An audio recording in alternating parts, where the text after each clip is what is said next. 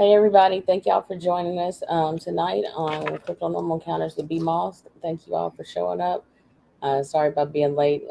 Basically, I'm late as always and usual, but tonight I have a great guest on the show for you guys. I have Greg Ogles. I met Greg at the Alabama Bigfoot Conference. It was on June 10th, and I just knew I had to have him on the show when I met him that day. And those of you who are in the group, y'all have actually requested Greg to come on the show. Y'all like just what you heard me talking to him about at the conference just that much. So, Greg, thank you for coming on the show. And also, do you mind telling everybody just basically give a brief bio of yourself and tell them how you got into your research? Oh, absolutely. Thanks for having me on, by the way. Well, I've been in the cryptid field, I guess a field is what I'm going to call it, for a little over a decade. But a little bit about myself. I work for the city of Birmingham, and I'm employed as in the traffic engineering field. And in that field, I was trained in investigations, and the field can be quite stressful because you're quite literally dealing with life and death decisions. And, Okay.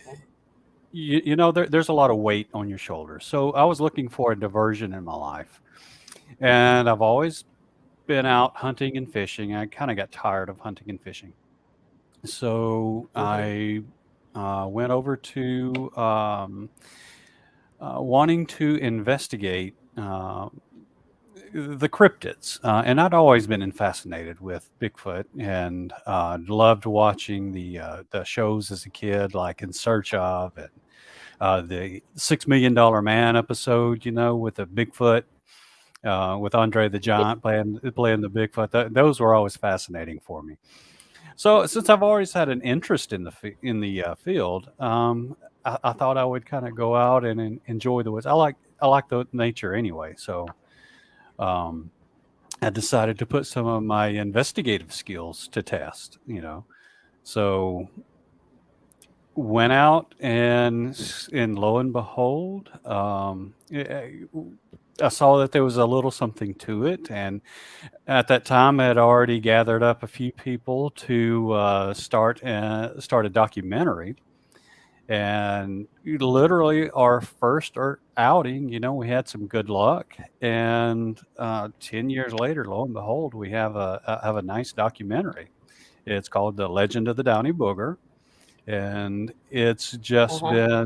um, it's just been published. It'll be on streaming services, really worldwide through Amazon Prime and Tubi TV and Free Movies TV. And there's a whole bunch of other streaming services that it'll be on.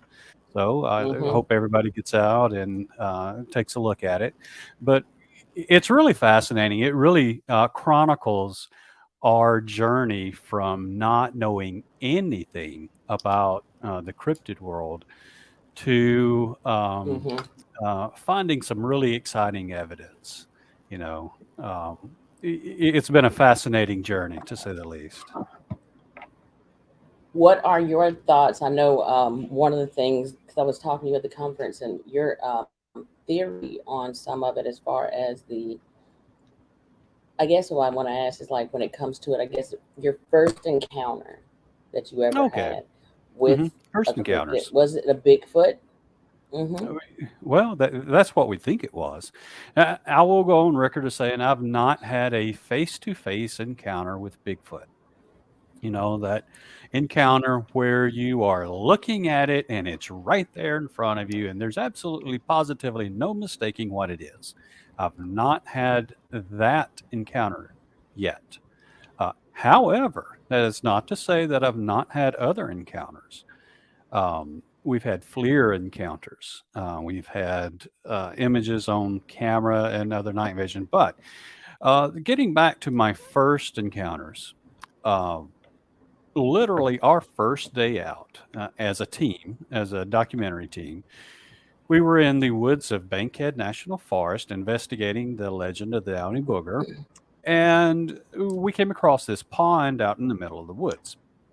Well, Lo and behold, we found these footprints that was coming over a hill and came down to the edge of the pond and went around the pond and then back up a small little embankment and back into the forest.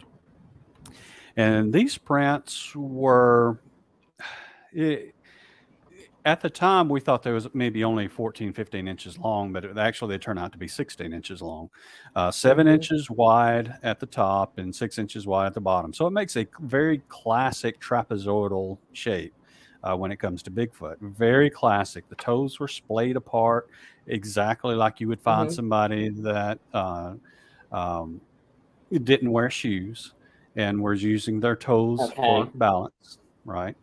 So that was Bigfoot. I firmly believe that that was a Bigfoot encounter or a Bigfoot evidence that we ran across, literally on our first outing. Now I remember I asked you like when you first got into this, did you go in originally feeling like there were flesh and blood creatures, or did you go in originally Okay, I'm back.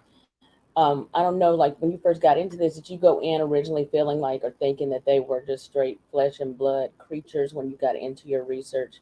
Because I'm kind of Mhm. also going to get into the nitty gritty and get down to like the thought process because I have some of the same Mhm. ideas and thoughts on it as you. But did you go in originally feeling like they were flesh and blood, and then do you still feel like that? And if not, what are your thoughts on it, and how has it changed?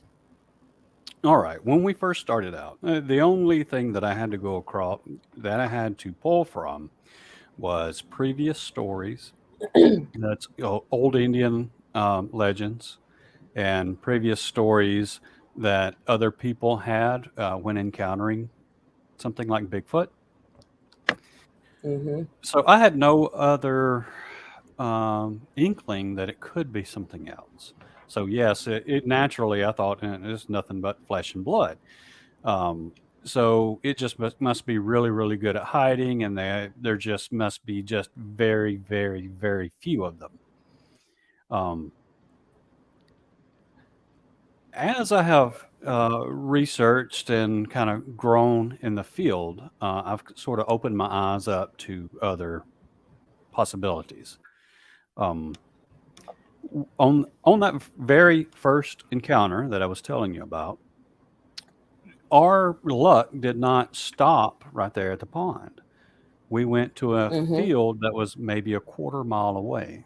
Okay, and at the edge of that field there was a game trail, and there was this big nest-looking thing. It looked like a giant bird nest on its side, with a indentation that you could clearly just get into and just kind of hide out, like a little hidey hole. Um, Mm-hmm. and we thought that was fascinating. Like, what is this and what is it doing right next to this game trail? But then lo and behold, right out coming out from that trail, we found more footprints. And they were identical to the ones that we had seen back at the pond about a quarter mile away. So we like, hey, this must be the same individual. There was a little bit of a Absolutely. difference. Yeah, but there was a little bit of difference, though. At the pond, the stride length was about 5.5 feet apart. Um, but at the field, the stride length was between 8.5 and 9 feet apart. So we're like, okay, it was obviously moving a little bit faster at this point. So again, at that point, I had nothing to tell me that this was anything but a flesh and blood creature, right? So, especially Mm-hmm. if he's making a hunting blind, if that's what it was, this nest-looking thing. Did he get inside this little nest, and was he hiding and waiting on a deer to come by so he could reach out and grab it, chase it down, whatever. Was he eating, right? Okay, that's natural. Absolutely. Uh, what was perplexing was that um, in the middle of the field, the footprint stopped and didn't go anywhere else. And there was a nice trackway, you know, and obviously when it went through, the soil was rather a little bit soft, um, so it left Mm-hmm. nice prints and a nice trackway, but they stopped in the middle of the field. And that left us scratching our heads, and literally it was the first day out. Also, evidence Hmm. for it being just a physical flesh blood creature was um, at the end of that field there was these two bat poles, these bat houses on poles, 4x4 poles, and we found some fingerprints Uh-huh. that were um, on the 4x4. There was four fingerprints on one side of the 4x4 and a thumbprint on the other side, like it had reached all the way around a 4x4. Now that's a Hmm. gigantic hand, right? Again, so this is physical evidence Yes. that we ran across. So again, I'm not really um, thinking anything else other than flesh and blood, other than where did those tracks go? Um, but hey, there could be lots of other reasons why Hmm. the tracks just stopped, right? So, Well, no, I thought about that too before, and I've always thought that it was one of those things. I don't know if I've heard too many people say that they see that very much with dog man, but that's more discussed a lot of the time when it comes to Bigfoot, and it gets mhm, brought up, and it's like, how do you explain that? Because there's a lot of people that say, well, no, that there's ways to explain that, the weather, or some people even say that they mhm. backtrack back into their own footsteps. But I mean, that doesn't happen. But what kind of sense would that make? Well, And depending on how again, far those they're are coming all, from or how far they're yeah, traveling. yeah. Again, those are all possibilities. But if they turn around and backtrack, then you're going to have toe prints in both directions. And in our case, that just didn't happen. It was all footprints straight in a line, Absolutely. and they just stopped. You know, I don't know the reason as to why they stopped. I still don't to this day. However, uh, later, and this is one of my favorite stories. We were trying to find more people to help out with our documentary, so we were looking for camera people, right? And this young lady, Right. I call her Mo, and I love her to death. She's just a fabulous soul. So she actually came to her interview in a belly dancing costume. She was actually a belly dancer in real life. She had just come from her gig. Um, anyway, so it was the most interesting interview that I had ever been on. But anyway, I had taken this young lady out into the forest where we do our investigating, and she was young, college age at the time, and she didn't really know anything about what we are doing. So I had put a camera on top of my car. It was a little magnetic camera, and before I entered the woods, right? So as soon as I started to enter the woods, Yes. I get to catch anything that that we might come across. And when we get down to the location where we're going to park, we both see something that's kind of dark and big, and it just kind of darts out through the vegetation and through the trees, right? And it was like, dang, what was that? And we both kind of was wondering what that was, right? We Uh didn't huh. get a really good look at it, but I was like, hey, I have got my camera right on top of my car. I'm feeling good. So I can run it back and I'll be able to find out what that was, right?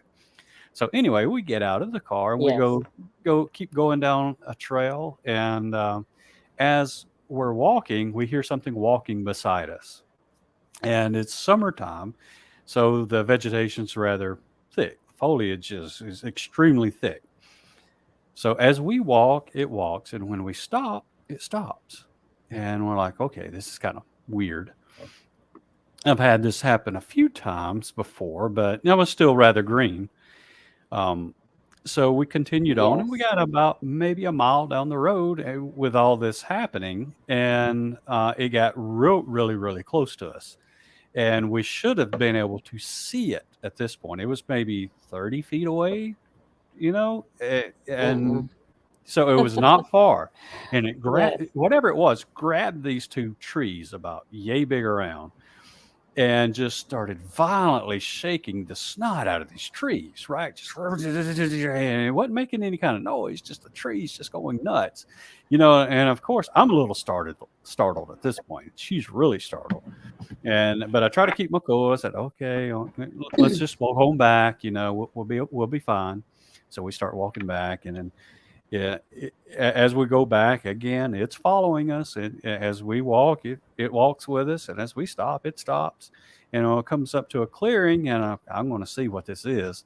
So we get up past the clearing, and I Mm-hmm. can't see anything. You know, um, so again, that's perplexing to me.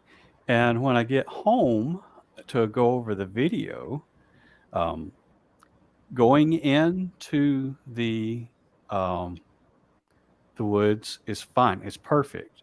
And uh, the clip right before we see what this black thing, the files are corrupted and you can't see anything. And for 15 minutes, files are corrupted. And then all of a sudden it starts right back up. So Really? we didn't get on camera. Yeah, we didn't get on camera what that fascinating glimpse of something, whatever it was, because the cameras just happened Mm-hmm. to get corrupted right at that time. So I'm starting to think, you know, Wow.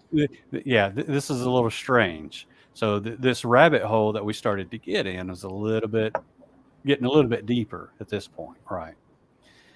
Um, Right.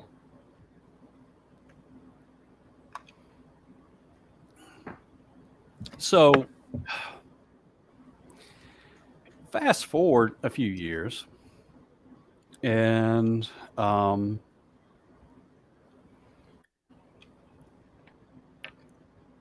on our last investigation in the film, I actually have FLIR, and I actually see something coming down, crawling down a hill, and it's on thermal image, and it gets to a log, and it kind of looks like it pushes up on a log, and then goes back down, and then it disappears from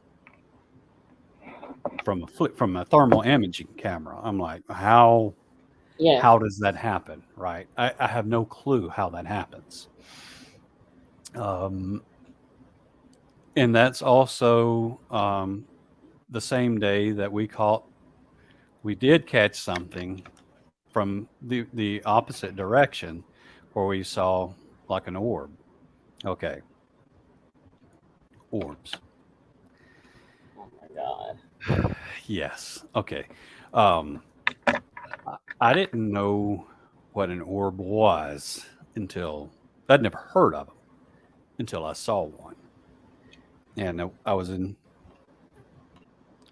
Georgia when I clearly saw one, and we were on investigation, and I'm looking through the woods, right, and we see this light, or I see this light coming at us, and we're like, okay, we're in a national forest, maybe it's a park ranger, right? So Mm-hmm. um, we yell out to the park ranger, hey, we're over here, if you're coming to check on us, I'm right here, or we're right here, and there's no answer. So it starts getting closer and closer to us, and we're not really thinking much about it because we still think it's a person. It's so bright it really looks like a flashlight. And Mm-hmm. finally it settles in about maybe 10 yards away, 15 yards away from us, and just sits there. And we're like, okay, this is not unlike a park ranger, right? A park ranger should acknowledge us back, right? Well, nothing has been said yet. Yes. So we yell back at, hey, we're armed. There's no sense in trying to intimidate us because you're not going to happen. That's not going to happen, right? And again, there's no response. So we have a FLIR, but we're just trying not to um, disturb anything with the FLIR, right? But at this point, we're growing a little bit Right. concerned, and we pop on the FLIR, and there's nothing there. We're like, holy crap. You can't hide from a FLIR if you're human. I'm sorry. You just can't hide from them unless you have a mirror or, How you many know, I'm sorry, go ahead. how many feet would you say that this feet or yards was this away from you at this time that you should have been able to see it? Uh, Like how far nighttime away? is really hard to judge distance, but it was knowing the location where it was at, it was no more than 25 yards away. It could be, and the thing was, it would move closer and then back, closer and back. And after we found out that there was nothing there to respond to FLIR, we decided, okay. And somebody else mentioned, oh, this has got to be an orb or a ghost or something. We didn't know what it was. And to this day, I still Mm-hmm. don't know what it was. So we decided to do some experiments Right. while we were there. We started to ask it questions and just talk to it in general like it was a human. And lo and behold, it began to respond. Yes. Um, we said, hey, can you make yourself brighter? On command, it makes itself brighter. And then for a few seconds, not very long, and then it kind of gives out a little bit, and then it gets a little bit dimmer. But we continue to talk with it, and then it says, I said it once, can you acknowledge me? Do you know who Greg is? And I don't know how to explain this. It's almost as if somebody shined a light like right at me, right in my face. I mean, you could almost feel. You know how it is when you feel your pupils start to dilate. And it's like Yes. it's like getting hit in the face with a really bright light for just like a second. That happened to me. Said when it says, "Do you know who Greg is?" Which is me, and it went boom. I call it flashing me. I don't know how else to describe it. And that encounter lasted for a very long time. It was about 45, 50 minutes at this point. And there was How large? How large was it? maybe How about the large size was of your this orb? fist. What color? Yeah. It was maybe about the size of your fist. Extremely bright at times, extremely bright. So bright that, as it would go by a tree, whatever, it would light up the tree and light up, the ground around it. Just like it was omnidirectional, which, it was showing light in every direction. Right. And in color, it was kind of a white with a blue hue, you know, on the edges, kind of look like a blue hue. Yes. Um, so, like I said, this went on for like 45 minutes, and then it was just one at this time.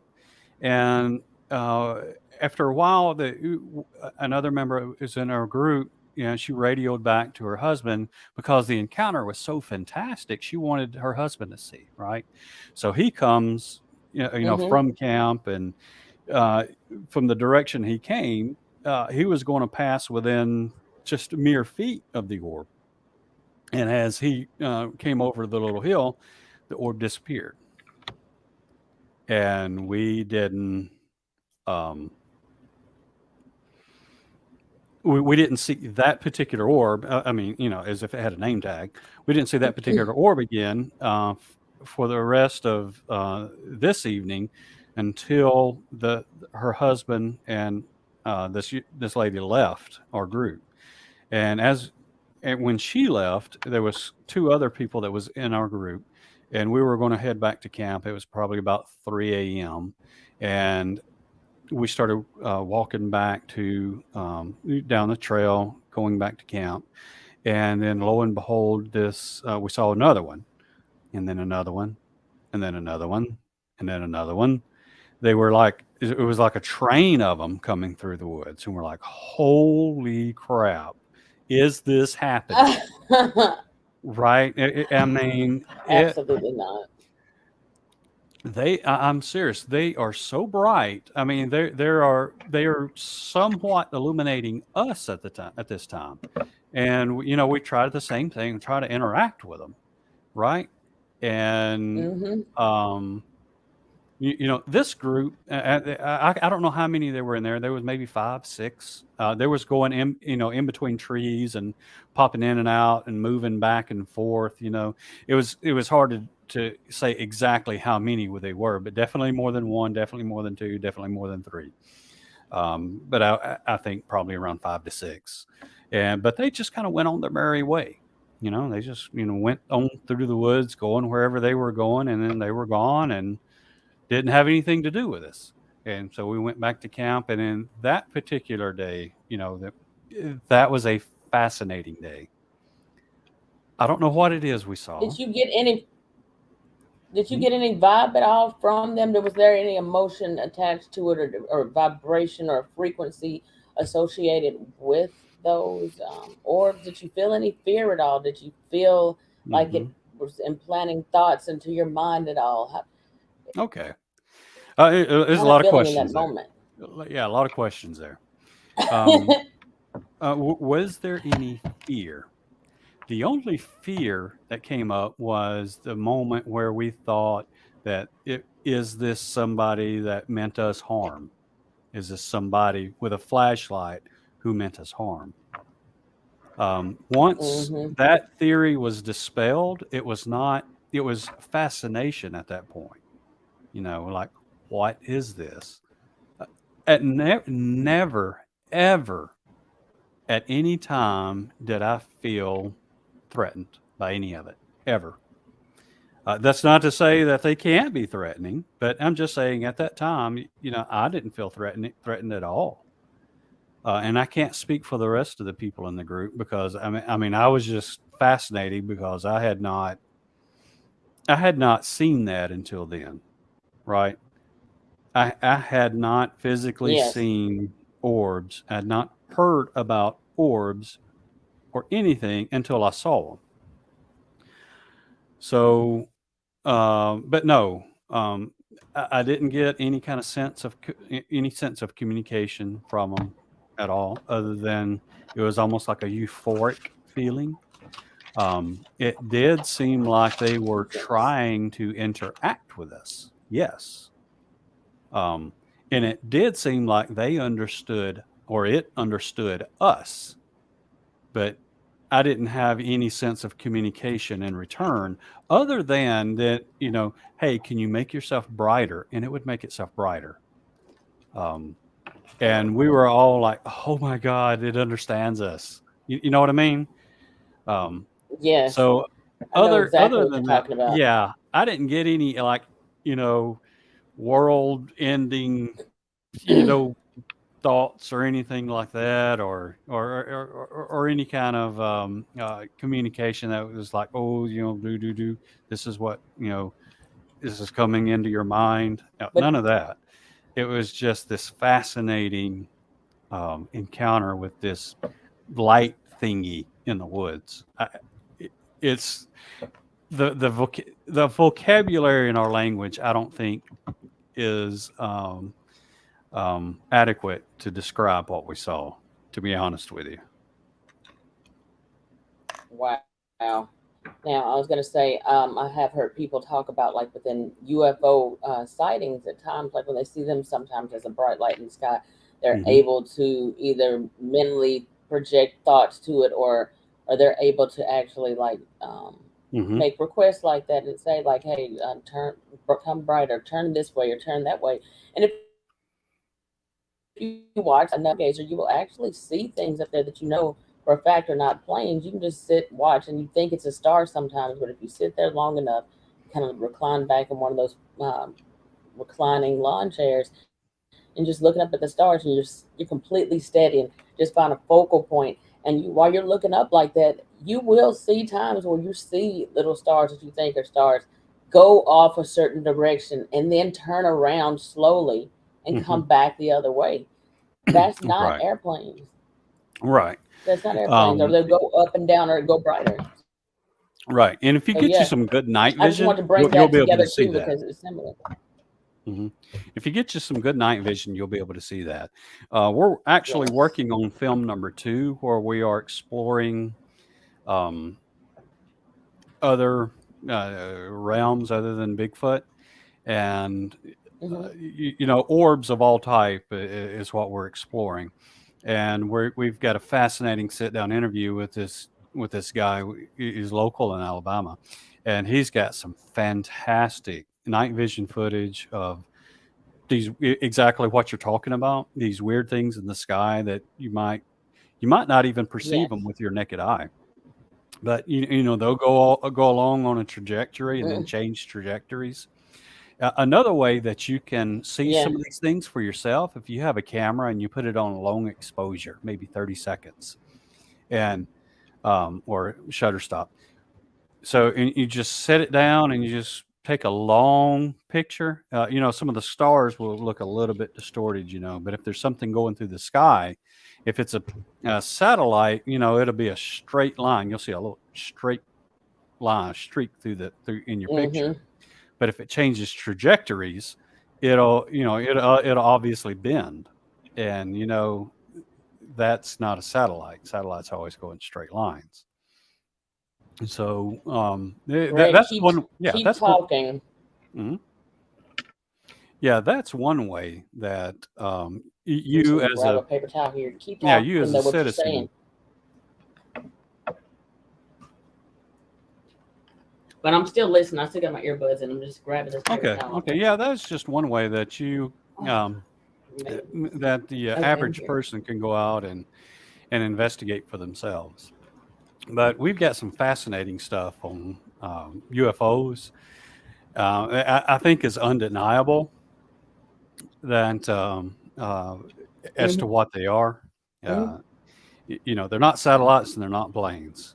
Um, so it's got to be something that is something other than satellite or plane. Um, Well, what do you think? What is the correlation? Because we talk about Bigfoot, mhm, cryptids, and stuff like that. A lot of the time, there are a lot of lights spotted in the sky when there's a Bigfoot or dogman sighting or anything like mhm, that in the woods. Like mhm, they're also, and you even heard some of the weirdest stories where every now and then I've heard people say that they're aliens, or they've seen Bigfoot or being dropped off mhm, out of an alien ship or just somewhere going on. What are your mhm. thoughts on that? Well, Put the camera in a second, but I've keep seen some talking, Greg. crazy I'm still things. here. Yeah, I've seen some crazy things, and I'm not going to call anybody a liar at this point because I have seen, quite frankly, we have seen some things and experienced some things that we did not put in our first film because they were so fantastic. We thought there's no way the general public's going to believe this because I'm having a hard time believing it myself, and I'm the Mm-hmm. one who experienced it, right? Okay, so Absolutely. about that same encounter that I was just telling you about, the very next day after we had seen the train of orbs, we were going out Yes. investigating in the same area, and off in the distance we saw another orb, and it was kind of like doing what these trains do. It was just going off on its merry way, and we lost sight of it. But before we could get to its location, we were using a FLIR to make sure that we wasn't going to run into any bears or anything that was on the trail. And we came over this little hill Mm-hmm. that we took the same path that this orb did, going to the location where we were before. And the little hill where we saw the orb come over, we had just come over that hill, and we were pointing the FLIR down just into the small valley, and we saw what we thought was a rock at first. It was this big object. It was kind of oblong, kind of pointy at the top, and it was just hot. When you're looking at it through the FLIR from a little bit of a distance, and it's kind of blurry, right? So we walk up on it just Yes. a little bit more, still thinking it's just a rock, and we kind of hold our distance just a little bit, just in case it was a bear. Um, so we're probably maybe 15, 20 yards away at this point, pretty close. And to the point where you can actually start to see some features. And it was not looking like a rock at this point. That's why we stopped, because we thought we saw what we thought were maybe four legs or something in the front. So we stopped and we're just kind of sitting, taking a look at it. And if it's a bear, maybe would scare it off. But as it's just sitting there, it starts doing this. It starts kind of rocking back and forth. Swaying We're back like, and forth. mm-hmm. And it's sitting there swaying. So we're like, okay, this is extremely interesting. We know now it's not a rock because rocks don't rock, right? Not unless the wind's blowing. And this thing would have been a huge boulder. But anyway, Oh my off God. to our side, we kept hearing little things come like, being thrown, I guess, through the woods. Like started off small, and I'm like, Angela, don't take the FLIR off our subject here, because if this is what we think it could be, it's a distraction, right? So the objects kept getting bigger and Yes. bigger and bigger, and then finally they got to being pretty good size. Rocks about like this. And Mm-hmm. after one about this size was thrown, and we didn't take the FLIR off of it, um, finally the thing just stands up. And when it stands up, you can see its face. You can see its arms, really long arms. You can see its hands, its fingers, legs, everything. You cannot, I mean, every one of us said in one breath, like, oh, it stood up, you know, and just as it stands Uh-huh. up, this big log comes crashing through the woods from another direction. And again, we're in bear area, so we want to try and protect ourselves a little bit. And Angela, thinking, maybe this was a bear come crashing through the woods, she turns the FLIR this way and then right back, and it's gone. That fast, that subject disappeared. It's Mm-mm. gone. And we didn't hear it. We didn't hear it running. Is We didn't hear anything. Like, how does that happen? We're like, it disappeared. And but that was if you're wanting like a face-to-face encounter, that I guess could have been a face-to-face encounter, but it was on FLIR. And interestingly enough, we're trying to hit record, but it would not record. The FLIR just would not record. I don't know why. Don't ask me why.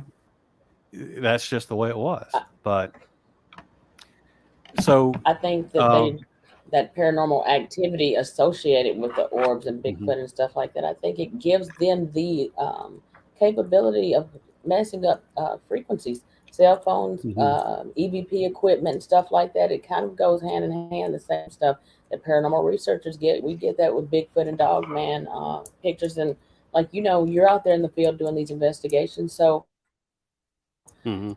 do you feel like that there's some type of interdimensional being for them to have the ability to break up the frequencies like that? Yeah, that's definitely a possibility. Um, you know, um, okay, speaking coming in a little bit scientific, if you say radar jamming devices that our military uses, right? Um, th- so Mm-hmm. it works off of like sending out a frequency that works opposite of the frequency that it's trying to jam, right? It's kind of like if you want to cancel out a sine Yes. wave, you do the opposite sine wave and it cancels out, like noise canceling devices, right? That's how they work. Mm-hmm. Okay. Um, I think it's possible for them to whatever frequencies our electronic devices are working on. Maybe they can send out opposite frequencies and cancel out those devices, because there's been not I can count the number of times now that we've been out investigating and our cameras just stop working. Just boop, they just cut out. And that's well documented in our film. There was Mm-hmm. one time we were in Georgia. We go off to the top of this hill, and we have four cameras, all with full batteries. And we get up to the top of this hill, and boof, all four cameras just stop working.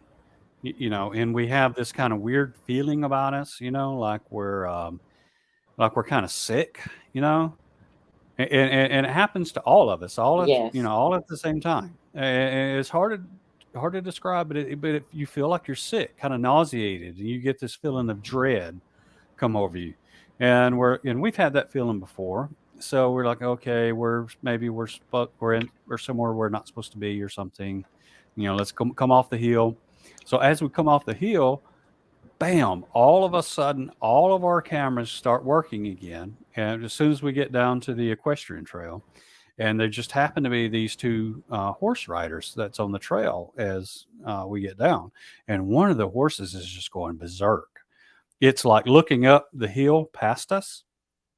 It's seeing something, and it is freaked out. I mean, it don't know which way to go.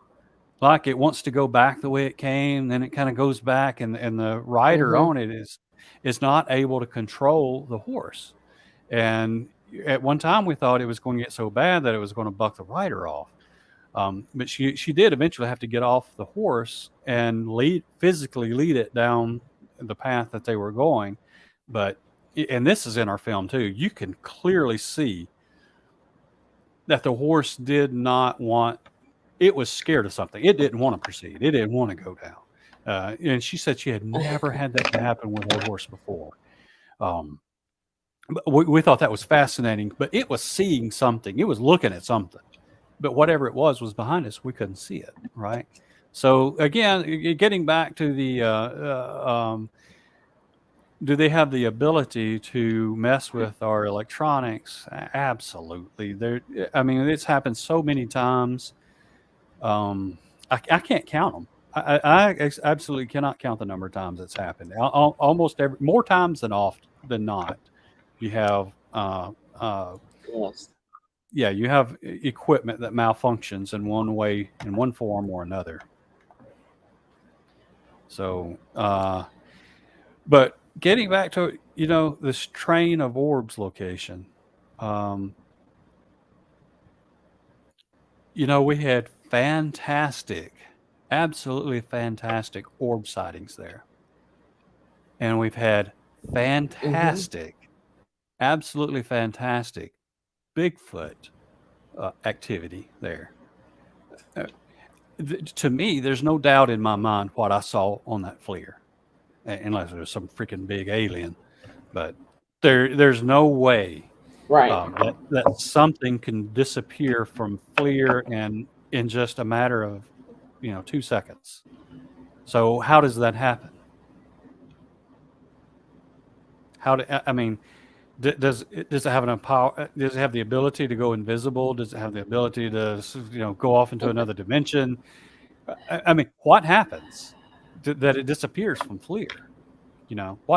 What happens? Absolutely. Right. That's a good question.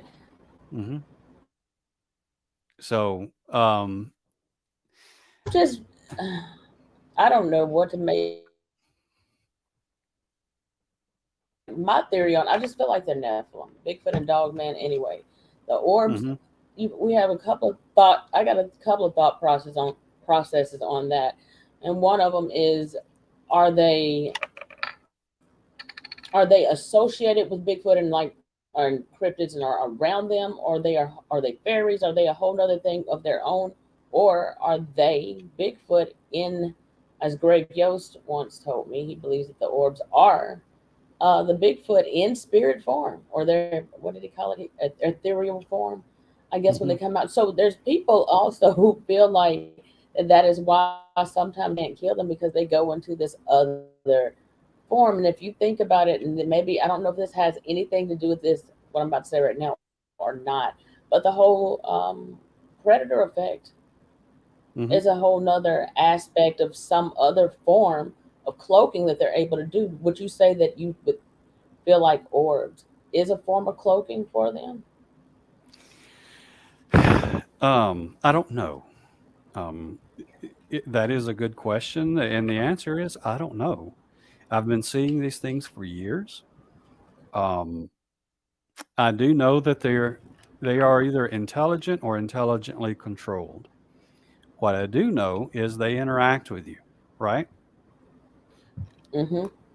I do know that I've had encounters that have lasted for so long I get tired of it. I'm like, okay, I'm sleepy, guys. I got to go back. So as I'm going back to camp or to my tent, um, these orbs follow me, and that's happened number of occasions, a number of times that they sit and follow you. Mm-mm. Yeah, I was telling my son about them one time, and I carried him to the same place, and right on cue, boop, there they come, and here's the orbs. And he's like, Dad, what is that? And I'm like, that's what I was telling you about, son. There's the orbs. There's, Mm-mm. nothing to be worried about. But, he's still in high school at this point, and he's been a little bit sheltered. And he's like, okay, Dad, ready to go back, So, okay, son, let's go to our tents. And as we were, walking back to our tents, Lord, here they come. They're following us. He's like, Dad, Dad, they're following us. I'm like, yeah, son, told you. This is what they do. They just kind of want us to hang around, This is what they do. So, we go back to our tent. No. Oh, yes. And it freaked him out. He is not into it. He doesn't want to go back, to those kind of places because it kind of freaks him out a little bit. To me, I've seen a lot and nothing scares me anymore. Um, uh, but speaking of, are they connected? Um, and I'm going to tell this story with about our film, and I really hope you guys go, look at the film to be able to judge this for yourself. So we weren't able to catch Bigfoot on night vision like we were hoping to, because when we first started out, we had so much luck at the very beginning. We're like, hey, there's nothing to this. We're going to solve this mystery like that, right? Little did I know that those footprints that we first found, that was beginner's luck. I haven't found anything to that quality since then. I mean, nothing of that quality. And gosh, if I had known then what I know now, um, oh man, it would have been fantastic for the documentary. But that being said, um, I say, guys, look, it's been a few years. We've got some pretty good stuff already. Let's just go to where we see these orbs and let's film these orbs. We can talk about them some because, I mean, we know that they're going to appear. They do it every time for us. And so, sure enough, we go to one of our locations, and right on cue, there's an orb there. Or we're thinking it's just one orb, and it comes like over a hill and kind of settles in maybe 100 feet away from us. And it's kind of moving back and forth. It's moving around, right? So we're filming the orb, Mm-hmm. and it's the same location where I got something on FLIR that was crawling and pushed up on a log and then disappeared. That's in there too. That's all on the same investigation. But we had rented this really, really high end camera that can virtually see in the dark. All it takes is just a little sliver of light, and you can see something, right? Okay. So we're filming this orb at different times, because it's at some points it's further away than others, and one time it gets particularly close, and Brent turns Yes. on the camera. And this is toward the end of our investigation, and there's a storm coming, and we're like, okay, we can't wait any longer. The storm's too close. It was real windy that night, so we didn't get to hear anything Mm-hmm. because the wind was blowing so hard. Um, so we leave, and he is going over the evidence, right? Starting to put the film together because we know that we got the orb on camera. And he calls me up and says, Greg, we got something. I'm like, what are you talking about, man? He said, we got something. And I'm like, what? Well, I didn't really see anything. He's like, well, look, I'll just come by and show you. So we got the team together, and we're going over this evidence, and lo and behold, as we are filming this orb, or he's filming this orb, we catch something crawling between us and this orb. And you can, it's wide, it's huge. So the camera tries to focus on it, right? It's sitting there, it's trying to focus because you have to understand it's really dark, it's pitch black, it's cloudy, there's very little light. Um, so it's trying to focus on this thing, right? And it's going back and forth, and finally gives up, and it focuses in back on the orb that's a little bit further off in the distance. But this thing is like it's like it's in an oh shit moment. Like, oh shit, I'm on camera. So it's like it's like seriously, it's like it doesn't know what to do. It goes to one side, one goes back and forth, then whoosh, off camera. And but it's crawl. Have you ever heard of the Oh spider wow. crawl? The some people report Bigfoot like Yes, it's creepy doing the looking. very creepy looking. That's exactly what this thing is doing. I mean, exactly what this thing's doing. It is creepy looking, and it freaked me out knowing that there was something that close to me, and I didn't see it. I didn't know it was there. What was it? It's gigantic, whatever it is. It's huge. This thing's only So this about. is a Yeah. I'm sorry. Go ahead. this is a nighttime. Hmm. th- this was at night when you saw this. So this Oh, thing is down to the ground. I mean, could you tell any of its features or anything like that? Like you could make it out, like you could tell, like was it hairy or do you think it's some other creature or not something else? well, this is what you can make out. You can make out that there's a dark spot in the middle of between two shoulders. You can make out the shoulders. You can make out arms and forearms at times where it's kind of like doing this, but it's on the ground, right? It's using its hands on the ground, Yes. and it's moving back and forth, kind of like that on the ground, right? So there's times where you can make out the forearms and the arms and the shoulders. The shoulders at all times. The head always Yes. stays right in the middle. There's times where it looks like you can see the rear end and maybe a back leg or something. Um, Hmm. and you have to do a whole lot of uh, trickery of the camera to see some of the details in the back of it. But there's not much you have to do to see this thing. To, the front portions of it. I don't know the width of the shoulders because, like I said, it's a little hard to judge distance. But if we do our guess, all of our guesswork came up to it was about Hmm. 4 feet across. The from one end of the shoulder to the other end is about 4 feet. So, but then it does not count where you can see the uh, arms and elbows and all that. So it was gigantic. Whatever it Greg, though. is gigantic.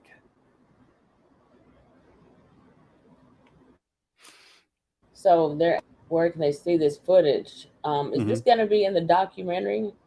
It is. It is. Okay, y'all. He said Uh, it's going to be in the. right. This is going to be in our first film. It's called The Legend of the Downy Booger, and it's soon to be streaming on Amazon Prime, Free Movies Plus, Tubi TV, a whole host of other um, streaming platforms. So we're excited that it's going to be released pretty soon. I don't have an exact release date. That's up to the individual platforms. If y'all have any questions for Greg, y'all get y'all's questions out and put them in all caps and remind people as the if the extra people can continue to join in, just let them know. So I don't take too much of Greg's time while he's talking. Like y'all make sure y'all let everybody know if they have questions, put them in all caps. So Hmm. Greg, as Hmm. far as the orbs are concerned, did any of the orbs, like as a result of your research, some people who go out and do these investigations and stuff sometimes talk about the paranormal aspect of supernatural stuff that happens as a result. I don't know if we get marked or become beacons or what happens when we're out there like that. I'm not out like that, but you are. You, Hmm. Scott Carpenter, and some of y'all like great. So when you're out there like that, some of you guys actually talk about the fact. And I hadn't asked you this yet. But do you have some of that activity to follow you home? Because it gets in people's houses sometimes, the Yeah, orbs or the that other is things. other things. Yes. I do have a Casper here, and I will say that something, when I first got into it, something followed me home to my house that I was at previously. It didn't necessarily get into, it wasn't into the house, it was outside because you could hear things like limbs breaking, um, like howls, you know, like, like whoops, Yes. you know, you could hear things like that. And you know, did it follow me? I I would have to say yeah, but even in the house that I'm in now, this house right here has a Casper, and we call it Casper. You know, it loves to play with the garage doors. It loves to walk around, loves to open and close doors. It doesn't do anything really harmful, except sometimes it's walking around when we're trying to sleep at night, and I'm like, "Hey, man, cut it out." You know, I got to go to work tomorrow. Yes. And you know, and then it's walking around, and it'll usually stop when you say, "Hey, cut it out," you know. So yeah, the short answer to that is yes. Yeah, the short answer is.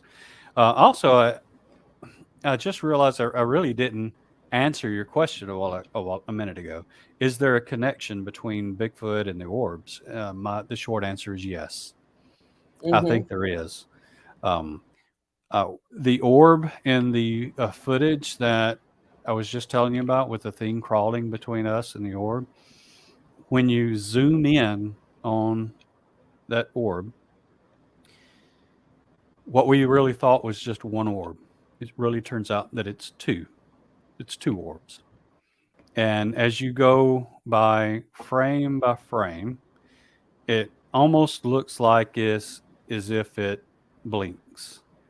You know, the both of them kind of do this at one time, um, which is which is interesting because we thought it was just one when we're there, but I think they're so close together, you know, maybe this close together, that they just appear Yes. as one, you know, but you know they're just further away. So that appeared that was obviously the case in this one.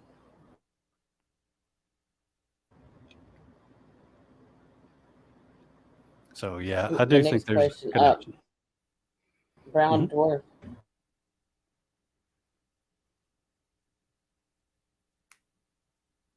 had any interesting or strange dreams of Sasquatch and or orbs?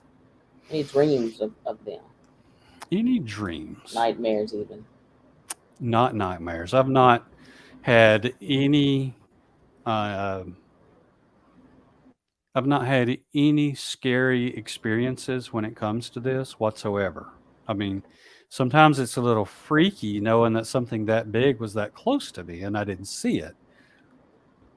But I've never been scared, Mm-hmm. and I'm still not scared. However, since this encounter though, I will say this: not I did something called an SD session, and this is going to be in our next film. We're working on film number 2. Okay. Um, I was with a group and we did something called an SD section session. Have you ever heard of a ghost box? You know, I have. yeah. Some you know for those that don't, it's this little radio that paranormal investigators take out, and it scans frequencies, and it theoretically picks up words that an entity would like to say. You know, so in an SD session, they take a ghost box and they put in like earphones and they put them in my ears and they take earmuffs, kind of like these, and Mm-hmm. then they put them over your ears so you can't hear anything except what's coming through the ghost box. And then they Right. take a blindfold and put over you. Um, Now this particular session, we did see orbs, some orbs out, out in the meadow, and we're back from the meadow and we're doing this SD session, right? And I Mm-hmm. don't, to this day, I still don't know the questions that the moderator was asking me, but apparently I was answering those questions that I don't know what they were, and I still haven't seen the footage to this. And apparently they were very apocalyptic in nature. Words like Mm-hmm. Nephilim came from me. Words like witch, um, like biblical stuff came out from me. I don't remember saying this. The imagery that I do remember having um, was I remember babies that were like soaked in blood and like torn apart. Um, an Oh God. apocalyptic vision of society in general, just death and destruction all over the place. I remember having those visions, right? And I do know that that is a disturbing process. If anybody else has had it, maybe you know what I'm talking about. It's to me, it was disturbing. It was so disturbing to me that they had to end the session a little early uh, because well, for various reasons, they had to end it for uh, they had to end the session early. So, have I had any dreams with the orbs? No, not necessarily. Uh, but have I had any visions associated that is possibly associated with orbs or whatever else that we experienced? Yes, and it was through an SD session. And there's another there's a fantastic story with that SD session that I'm not going to let out. I'm going to let uh, my partner tell the story. It freaked him out so bad he will not go to that location again because of what he saw happening during that SD session. And we have seen some freaky stuff, mind you. We've seen all kinds of stuff. Um, but whatever it is he saw, he won't go back. He did. Did he discuss it with you, or was it one of those things that was too It took creepy for him to it took even a just while. talk about? It took a while. It took him a couple of months. He and I are pretty close, and we talk regularly. And it took him. This happened in October, and it took him until January to tell me what he saw. Um, and What did he? it, I'm going to let him tell that story on camera. I can't wait. Yeah, make sure you Yeah, bring him back because I'm having you back on here, yeah. and we Well, gotta well, we're arena probably going other to save areas that for and the film. topics too. Yeah, for film number two. Okay. Um, but I will say, I honestly, I don't remember anything like that happening, but it correlates to what he he says he saw. Um, so again, he won't go back, but nothing scares me. So like a big dummy, I'll go back. I've been there a few times since then. Yeah, But I don't. anyway, if anybody has any When questions, you go, I think there. I think I've gotten all. We're getting ready to shut it down, guys. We were doing an hour tonight. I will have Greg back on the show. Greg, did you have anything else that you wanted to discuss in regards to this? I know I have more questions for later, like on a whole nother genre, a whole nother topic for us. do you have I six or talked to you seven about more aliens and hours? UFOs on another show. Mhm. I If you know, have I six more, know. if So you have 6 or 7 more hours, I it's gonna could be so. talk. Right. I could talk. I could go on and on because we've been on a lot of investigations. But now, granted, 90% of the time, nothing happens. But it's that 10% of the time where something does happen. And I can go on and on and on. And the more it happens, the more we learn. Um, and the more that I'm able to get more information with people or more information about how to deal with what I'm experiencing. So there's been some really interesting things happen. Some people can Yeah. take it and some people can't. I'll just say that. But I could talk all night. I really could. It's one of my favorite subjects to talk about, and Well, for a long time, I didn't discuss it because the some of the things that were happening were just so fantastic that I wasn't believing them myself. I'm talking missing time, um, orbs, disembodied voices, seeing ghosts. I didn't believe in ghosts until I saw one, actually saw a ghost. There's a number of things that we have experienced firsthand. mhm. I would love to be able to talk about, and I don't fully understand myself, but I do know that they happened. So, um, you know, again, I could talk about it all night. So, Absolutely. yeah. So I am gonna bring him back, Greg. I really appreciate you and thank you so much for coming on the show tonight.